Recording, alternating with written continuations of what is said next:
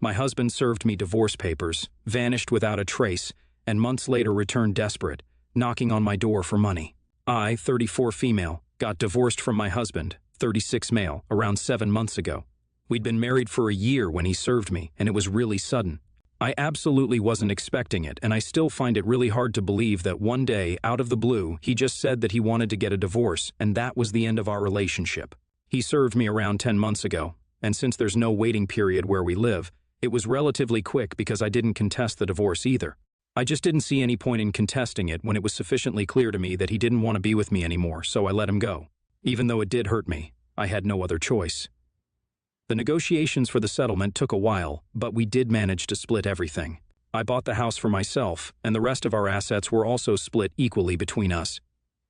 The expensive gifts that we gave each other were not mentioned though, so we kept whatever we'd received. Once the divorce was done with, he literally disappeared, not just from my life metaphorically, but literally. He just disappeared from the city. He quit his job just a couple of weeks after the settlement was done with, from what I know, without as much as a goodbye to his friends and co-workers. He probably moved cities and even changed his phone numbers so that none of the people he used to know here could get to him. I couldn't figure out for the life of me why he'd go to such extreme lengths. It couldn't have been because of me, because after he served me with the divorce papers, I hardly even bothered him or spoke to him. I didn't have anything to say to him, so I didn't talk to him unless it was in the company of our lawyers. As for his friends here, they'd been relatively supportive, so I don't know why he'd suddenly cut them off as well. His friends actually had to turn to me for help when he disappeared, since they had no clue where he went or what became of him, but we had no luck trying to find him, and eventually had to give up. Clearly, he didn't want to be found, which is why he'd gone so far. Anyway, I moved on with my life after that, or at least I tried to. It still didn't make any sense to me how he could just wake up one morning and not have any love in his heart for me. But what's done was done, and I couldn't go back in time to change it, so I just had to accept it, which I did with time. I didn't even try to find out if he'd been cheating or not because I just didn't see the point. All I wanted to do was move on and be done with him forever. I think I'd been able to successfully forget about him as well for a couple of weeks, but then he made his presence felt a few days back and came back to ruin my life once more. 3 days ago, at around midnight, I was just about to finish up some work and go to sleep when I suddenly heard a loud banging on our door. I couldn't imagine who would be insane enough to come visit me at this odd hour and almost thought about calling the cops.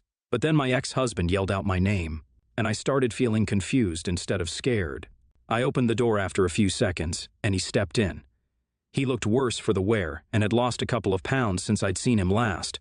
I tried to greet him, even though I felt really awkward, but he cut me off before I could say anything.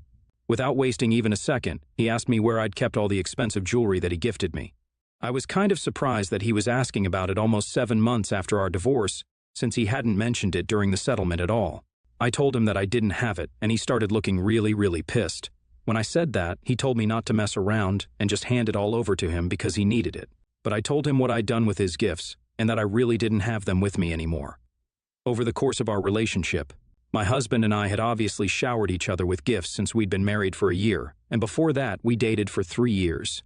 Both of us earned a significant amount, so expensive gifts for every occasion were our thing. I'd accumulated a bunch of really expensive jewelry over the years that he'd gifted me, worth around $30,000. I know this because I sold around $25,000 worth of jewelry and gave away the rest to charity. The reason for this was that it all reminded me of him too much, and I just wanted to erase all traces of him from my life altogether. So I got rid of it all so I could have a fresh start. I don't think I did anything wrong, but my ex-husband was furious when I told him what I'd done. He called me a gold digger and demanded that I get it all back somehow or give him the money now. I don't think that's fair at all because I gave him several expensive watches as well. Not just watches, but for our first marriage anniversary, I gifted him the car that he's been driving ever since then. I didn't ask for any of it to be returned to me, or even that I'd be compensated for it, so I don't think he has the right to ask me to return anything either. I'm not a gold digger, that's for sure, since I gave him just as much as he gave me, if not more. I told him all of this, but he wasn't ready to listen and said that he wasn't going to leave me alone until I returned everything to him. I couldn't believe that he was being so stupid because obviously I wasn't giving anything back to him. Even if I could, I wouldn't. Back when we were negotiating, he could have asked for all his gifts to be returned, and I would have been obliged to do it, as would he. But he didn't choose to speak up then and get it all done legally, and now I'm not obliged to do anything for him. He left that night but hasn't stopped bothering me since and keeps texting me to remind me that I need to give it all back. I don't think I did anything wrong, and I'm not feeling very inclined to compensate him for all that he'd given me. So AITA for selling off all the jewelry that my ex-husband had gifted me while we were together? Update 1. So, it's been a week since my ex-husband came back, and like I mentioned already, he'd been bothering me every day after that night. I got extremely pissed off yesterday and finally agreed to meet him to discuss certain things because I just couldn't take his ridiculous demands anymore and had to put an end to it all. So, we met at a restaurant because I really didn't want him inside my house. I guess in hindsight, I should have guessed that was a bad decision since he ended up throwing a temper tantrum in the restaurant itself and embarrassed me in front of a bunch of strangers. Anyway, when we met, I told him right off the bat that I would be willing to work out an arrangement where I compensate him with the money, but he also had to return all the gifts I gave him, including his car. When I said that, he even had the audacity to look shocked. I mean, I don't even understand why he'd expect me to just hand over such a huge amount of money to him without expecting anything in return. I guess he's forgotten that we're not still married, and I don't owe him anything. He told me that he'd sold off all the watches and other gifts, and as for the car, he currently uses it, so obviously, he can't give it back to me. As far as I was concerned, that was the end of the discussion for me, because if he had nothing to give me, then I didn't owe him anything either, fair and square. But he sat me down and argued with me for several more minutes about how he needed the money more than I did because he'd had to move cities, and his new job didn't pay half as well. I don't understand how that was any of my concern or fault because I never told him to move. I'd kept to myself after the divorce and hadn't said a word to him. So I told him that while I was sorry that he was going through tough times, my condolences were all that I could offer him because I really wasn't going to give him anything else. Once again, I reminded him that he should have brought all of this up when we were negotiating during the divorce, but he didn't, so that really wasn't any problem anymore. At that point, he slammed his fist on the table out of frustration, and that earned us several concerned looks. I told him not to make a scene out here, but yet again, he wasn't going to listen to me and started yelling at me. He told me that I was being selfish and I couldn't just do this to him after so many years of being together. That made me laugh at the sheer ridiculousness of it because obviously, he was the one who'd thrown away all those years of being together. I hadn't. And now he was the one bringing it up to try and manipulate me into giving him my money just because he needed it. Well, back when we were getting divorced, I needed some time to process it and come to terms with it as well, but he didn't give me that. Hell, he didn't even give me a second chance, so why on earth would I be so considerate of what he needs right now? He kept yelling at me in front of all the people while I tried to quiet him down. But eventually, the restaurant manager had to come over to our table and had to request us to leave. I didn't blame the guy because who even would want such a nutcase in their midst? I paid for the salad that I'd ordered, apologized, and left while my ex-husband yelled at the manager. I tried to slip out and drive away as soon as I could, but unfortunately he probably noticed what I was trying to do and stopped me before I could enter my car. I was getting really impatient because this was an off day that I was wasting on him and his antics, and I just wanted to get home, drink some wine, and watch Netflix. But he was the only thing standing in my way. I told him to make it quick, and even that offended him and set him off. He started telling me that this was really important to him, and that my treating this whole situation like this was really offensive. By then, I was pretty much done with him and told him that it didn't matter to me, and I just wanted to get away from him. We weren't married anymore, so he was as good as a stranger to me. I didn't owe him anything anymore, not my time and definitely not my money. So he should just be grateful I even agreed to meet him. After that, I didn't give him the chance to speak anymore, and got into my car while he fumbled for words, and then drove away as fast as I could. I hope he takes the hint now and doesn't bother me anymore. Update 2. I thought that my last update would be the end of this whole situation with my ex-husband, but clearly not. I'm back again now just 3 days after my last update. This time, thankfully, I didn't have to interact with my husband directly, but with my in-laws instead. So, here's the thing. My in-laws also blocked me everywhere as soon as my husband told me he wanted to get a divorce, which was quite a shock to me, especially when I realized my sister-in-law had blocked me as well because we'd been pretty good friends. I hadn't minded it back then because, needless to say, no matter how friendly we were, she'd obviously still choose her brother's side over me, and I was pretty sure that it was my ex-husband who told them all to block me. I tried not to take it to heart, but it did sting a little, especially the fact that even my sister-in-law didn't try to keep in touch. But whatever, I hadn't spoken to them since back then. But a couple of hours ago, my sister-in-law called me out of the blue, and when I answered her call, I was a little surprised because I wasn't expecting her to get back in touch with me ever again. After some small talk, she got to the point and told me that her brother was back because he needed all the help he could get, and that she would really appreciate it if I gave him the money that I'd received from selling off his gifts.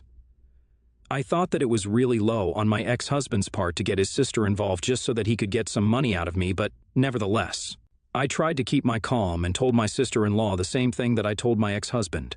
I explained it all really calmly and politely and expected her to understand, but she didn't. Duh, she was her brother's sister in spite of the friendship that we'd had in the past. So, she went on to argue with me and even said that if I had been in my ex-husband's position, then he would have helped me out without batting an eye.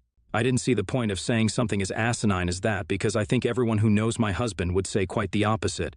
He's not the helpful kind and definitely not the selfless kind. So I knew that my sister-in-law was just saying things to emotionally manipulate me, but it wasn't going to work. I'm not that stupid or soft. I still kept my call and told her that I wasn't going to change my mind, and then even she snapped at me. She called me a bunch of names and told me that she regretted ever being friends with me since I clearly wasn't worthy of it. That really got to me, and I shot back, saying that neither was her brother worth marrying, but here we were. I hung up after that and blocked her number. I'm still fuming because this is just the limit. He can't just go on bothering me like this for money, especially when I've made my terms sufficiently clear. If he can't live up to that, then that's his problem entirely. He has no right to harass me right now, especially after he disappeared on me for months and didn't even bother to explain anything. And while I don't want to admit it, I am kind of curious as to know what exactly he was up to all these months. As far as I know, he was never the kind of person to take an interest in traveling or anything of the sort. So I'm sure he wasn't away finding himself in nature or whatever, plus 7 months is a long time to be away. And if he's managed to run into financial trouble, then there must be something really fishy going on. His line of work pays really well, so even if he's at a job that pays less, it's still enough for one person to live off, which is why it's really suspicious that he's so desperate for some extra money. I'm sure there's something that all of them are hiding from me. Not just right now, but have been hiding from the very beginning. But I didn't bother to get to the bottom of it earlier. Obviously, I can't ask them what it is, so I'll just have to either wait for him to come clean or hope that by some miracle I'm able to find out on my own. Both of these options seem really unlikely to happen, but oh well, one can only hope. Update 3. Hey, so it's been around 4 days since my sister-in-law called me, and today, once again, I received a text from my husband. He's pretty desperate, I think, since he messaged me at 4 in the morning, requesting me to meet him one last time. And hear his side of the story before I decide anything. I'm kind of conflicted because while I absolutely do not want to see him again and have him throw a tantrum once more, I also do want to know what's going on and what's made him so desperate for money at this point. I don't know what to do, I'm really lost. So I haven't responded to his text yet, which is why he keeps texting me again and again requesting me to meet him, but I honestly just don't know what to tell him. Maybe I'll agree to it just for the heck of it. Update 4. So, I just came back home from meeting with my husband, and oh man, I'm so happy that I decided to meet him today and get to the bottom of this whole thing. I'm still finding it hard to believe the things he told me, but maybe venting here is going to help me realize that this isn't just some bad dream. So, back when he'd initially asked me for a divorce and had refused to give me a reason apart from the fact that he just wasn't in love with me anymore, I had thought that maybe he'd been cheating, but he denied it several times and had even let me go through his texts and calls to ensure that he was telling me the truth. I didn't have any proof to think otherwise, so I just took his word for it, but it kept bugging me, and I'd never truly believed that he wasn't actually cheating on me. With time, though, I'd been able to drive all those doubts away from my mind, but today my worst fears were confirmed because, as it turns out, I'd been played for a fool, and my ex-husband had indeed been cheating. He started having feelings for one of his classmates back when they'd met at a high school reunion just 6 months into our marriage, and that's when he started an extramarital affair with her. So, everything beyond that point was a lie, and I almost threw up when he confessed. He'd eventually moved to a new city with her, and they'd taken up living on a farm, which had been a terrible decision because, duh, and none of them knew the first thing about farming. It wasn't the romantic abode they'd been looking for, so they ended up having to hire someone who knew what he was doing to take care of their business. On top of that, his girlfriend also found out that she was pregnant a couple of months ago, but they just didn't have enough money to raise a child anymore. Farming was clearly not their cup of tea, and they still needed some time to make profits, and they'd already burned through their savings, so as a last resort, he came running back to meet to ask for the gifts he'd given me. I was in shock when he told me all of this because it was all so surreal. I'd gone to the hotel he'd been living in, and we'd been talking in his room, but as soon as he finished his story and asked me to be considerate, I got up and left without a word. I still couldn't process what he told me while I walked back to my car, and even as I drove back home, I struggled to make sense of it all. I couldn't believe that he'd had the audacity to cheat on me and then come running back to me for help because he'd knocked up the woman he'd been cheating on me with. Worst of all, I couldn't believe I'd ever fallen for his act, and believed that he'd ever loved me for our 1-year anniversary. I bought him a freaking car while he'd been cheating on me with that other woman, and even that didn't stop him from running away with her. I was disgusted by him and blocked him as soon as I came back home. So far, I hadn't done that because deep down I still had a soft spot for him, but that was all gone now. He didn't deserve any of my kindness or sympathy. He had tried to call me back when I was walking out of his hotel room, but I didn't look back, and he didn't chase me down, so I guess that was that. Maybe he'll realize that I'm done with him and not bother me again, but honestly, given how shameless he is, I don't think that's going to happen. I'm pretty sure he'll try one last time to get some money out of me. Update 5, I was right, he did come back today. He showed up at my house, and I let him in because I was going to let him have it from me today and then kick him out for good. He had the audacity to even say that last time we met he didn't chase me down because he wanted me to take my time, like, wow, thanks for the huge favor, I guess. Anyway, I didn't waste much time and told him that I hadn't changed my mind. And if anything, his story had just convinced me even more to not help him out under any circumstances. I told him that I didn't even understand how he found it in himself to come crawling back to me for money after he'd been cheating on me for so long. I think I must have ranted for 10 minutes and even called him a bunch of names that he called me that other day back in the restaurant. Except that this time, I was completely right. He was indeed a selfish gold digger with no regard for anyone else's feelings except his own. And it served him right that he was now struggling with money. This was just his own karma, because what goes around comes around, so he shouldn't expect any help at all from the person he screwed over. He opened his mouth to argue, but I told him that I wasn't going to let him disrespect me and argue with me anymore, and that he needed to leave immediately, or else I really would call the cops and report him. He tried to say that I was bluffing, but then I actually grabbed my phone and screamed at him to get the hell out. I must have looked pretty hysterical since that's how I felt, and he ended up leaving looking scared but still cursing at me. It didn't make a difference to me anymore though. He was gone, and that's all that mattered to me. I'm finally just done with this a whole and never have to deal with him ever again, which actually does call for a celebration. So maybe I'll get some wine today and celebrate my independence.